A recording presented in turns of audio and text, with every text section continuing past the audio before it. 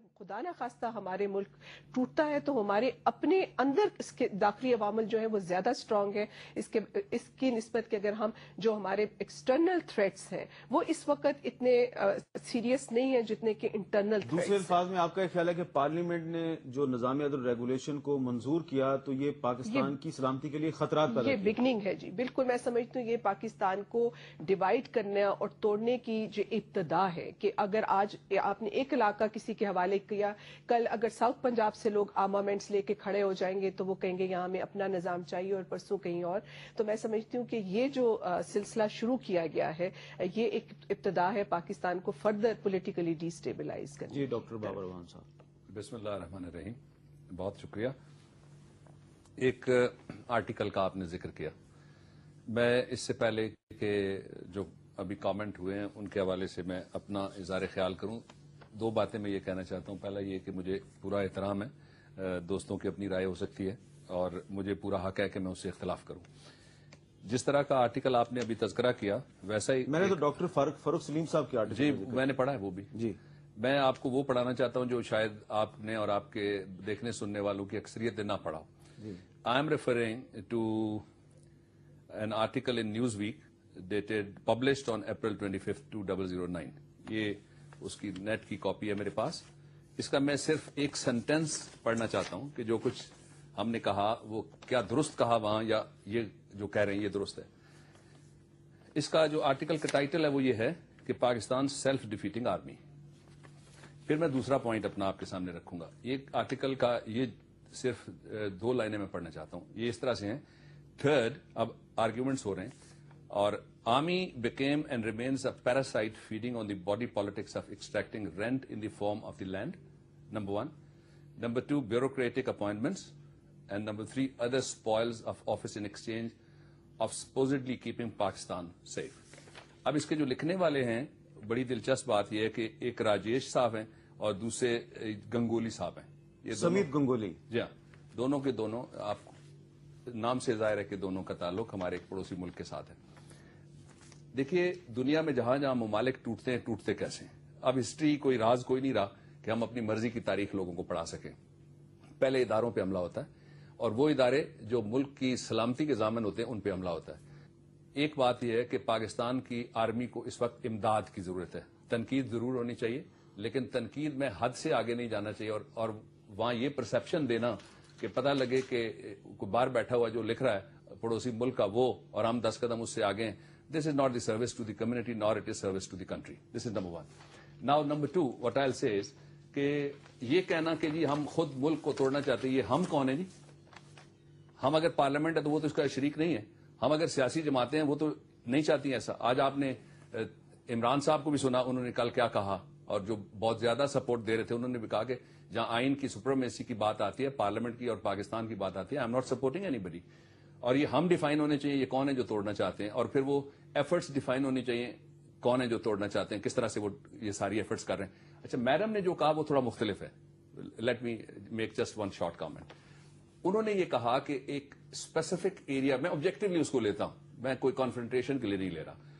Objectively انہوں نے یہ کہا کہ ایک خاص ایریا کے اندر کوئی مخصوص قانون پاکستان کے اندر شاید وہ ان کے خیال کے مطابق it is beginning of the instability move in Pakistan. That is a wrong impression.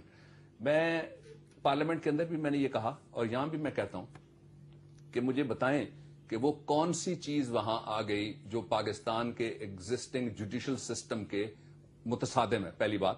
اور میں نے کہا کہ I would like to be, اگر آپ پورا دکھاتے I would like to be contradicted, I would like to be confronted by the parliament. اور میں نے وہ سارا خود چونکہ پڑھا اور بنایا ہم نے نہیں ہے, اس لیے ہم نے ان کو بلایا نا. وہاں پہ آپ سے کسی نے کنفرنٹ نہیں کیا, سب نے ڈیسک بجائے, ایم کیو ایم بھی ڈیسک بجا رہی تھی, اس لیے میں نے فرزانہ باری صاحبہ کو اچھا نہیں, شی از موسٹ ویلکم. اور ان کا میں آبجیکٹولی میں لے رہا ہوں ان کا پوائنٹ آف ویو, اس پہ میں تھوڑا سا کامنٹ مجھے مکمل کر لینے دیجیے. انہوں نے جو کہا کہ پاکستان کے مختلف علاقوں کے لیے مختلف قوانین پہلے سے ہی موجود ہیں.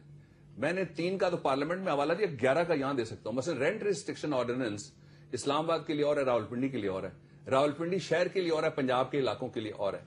اچھا کسٹمری لاز ہیں پاکستان کے اندر جو مختلف علاقوں کے اندر آج بھی بحیثیت لاز ان کی انفورسمنٹ موجود ہے.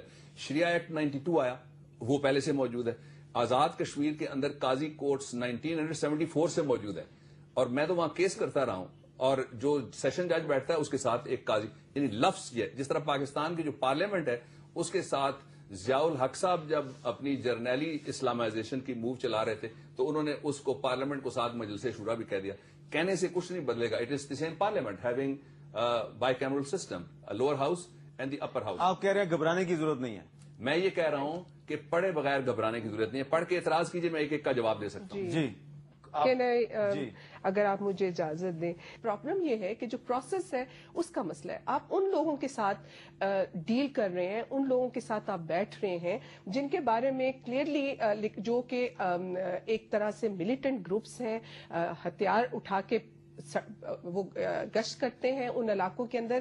آپ کا آرٹیکل 256 واضح طور پہ کہتا ہے کہ کوئی ایسے گروپ جو اپنے آپ کو ملیٹریلی آرگنائز کرتے ہیں وہ انلیگل ہیں. آپ ان لوگوں کے ساتھ انگیج کرتے ہیں, آپ ان لوگوں کے ساتھ معاہدے کرتے ہیں. اور پھر میں کہتی ہوں اس میں حامد ایک بات میں جو کہنا چاہوں گی, جو اس وقت یہ بات کریں, ہم سوال اٹھاتے ہیں کہ کیوں پاکستان کی آرمی جو ہے اس انسرجنٹس کو, یہ جو لوگ جو ہیں جنہوں نے بغاوت ان علاقوں میں کی اور عوام کے اوپر اپنا زبردستی اپنا نقطہ نظر تھوپنے کے لیے ہر طرح سے ظلم کیے, اس پہ ہماری آرمی کیوں ان پہ قابو نہیں پا سکی. اتنی بڑی جو فوج ہے, اس لیے میرا فوج کے ساتھ, میں نہیں سمجھتی کہ فوج کو سپورٹ کرنے کی ضرورت ہے. اس وقت الیکٹڈ گورنمنٹ کو سپورٹ کرنے کی ضرورت ہے کہ ہم آپ کے پیچھے کھڑے ہیں, کہ عوام آپ کے ساتھ ہیں, آپ کھڑے ہوں, آپ اس آرمی کو اپنے انڈر کریں. آرمی کا انسٹیٹیوشن جو ہے وہ پارلیمنٹ کے نیچے آتا ہے, پارلیمنٹ سپریم باڈی ہے.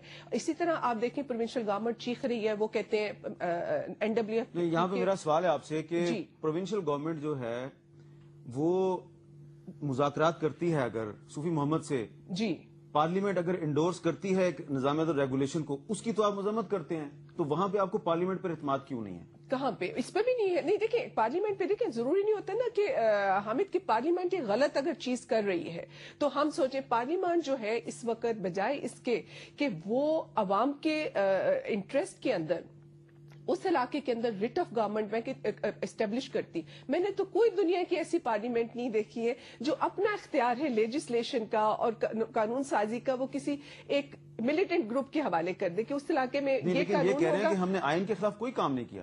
یہ کہہ رہے ہیں ہم نے آئین کے خلاف کوئی کام نہیں کیا نا, اس کو آپ پروو کریں. جی ڈاکٹر صاحب آپ پروو کر سکتے ہیں اس کو. ایک ہمارا کانسٹیٹیوشن ہے اور ایک یہ نظام عدل ٹیکس ریگولیشن 2009 ہے. یہ کوئی 3750 ورڈ کا یہ ریگولیشن ہے. اس میں میں کھولتا ہوں تو آرٹیکل 256 جیسے ڈاکٹر صاحبہ نے ذکر کیا, اس میں لکھا ہے کہ اس ملک میں صرف ایک فوج ہوگی جو پاک فوج ہوگی, کوئی اور ملٹری آرگنائزیشن ایگزسٹ نہیں ہوگی, وہ قانون کے خلاف ہوگی. اس کے بعد ہماری پروونشل حکومت یا فیڈرل حکومت جاتی ہے ایک ملٹری آرگنائزیشن سے یہ نظام عدل ڈاکیومنٹ جو ریگولیشن ہے سائن کر لیتی. کون سی ملٹری آرگنائزیشن؟ TNSM.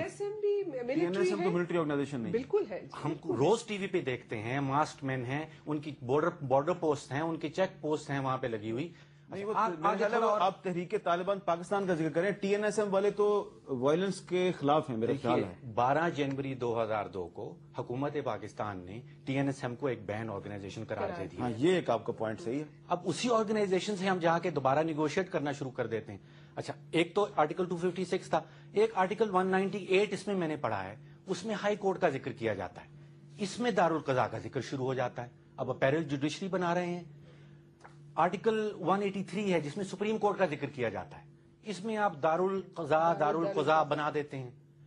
اب پارلیمنٹ پاس کر رہی ہے, اگر کانسٹیٹیوشن کی اسپرٹ کے خلاف کر رہی ہے تو وہ کورٹ میں چیلنج ہو جائے گا, جیسے کہ یہ چیلنج ہو گیا. اچھا, آپ نے بہت ہی 2 اہم نقطے اٹھائے ہیں ڈاکٹر فاروق سلیم صاحب نے. اس کا جواب ڈاکٹر بابر روان صاحب سے لیں گے ایک چھوٹے سے وقفے کے بعد.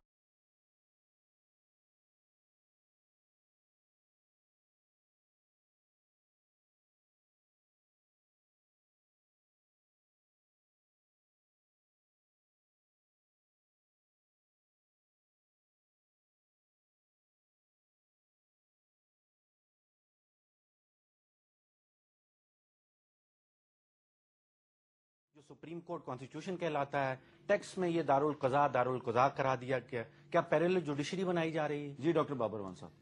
اس سے پہلے کہ میں نظام عدل ریگولیشن کے اوپر آؤں, کلیئر 2 things. نمبر 1, ایک یہ کہا گیا ان کے پہلی گفتگو کے حصے میں کہ مغربی ملکوں کے اندر یہ شور ہے یا وہاں پہ رائے ہے. مغربی ملکوں میں سے بہت سارے ایسے تھے جنہوں نے کہا کہ ویپنز آف میس ڈسٹرکشن نیچے رکھ کے اوپر ایک عامر بیٹھا ہوا ہے عراق کے اندر، جو ہی ہم اس کو پکڑ کے ہٹائیں گے نیچے سے وہ ویپنز آف میس ڈسٹرکشن نکلیں گے. کیا وہ نکلے؟ سوال ہے نہیں.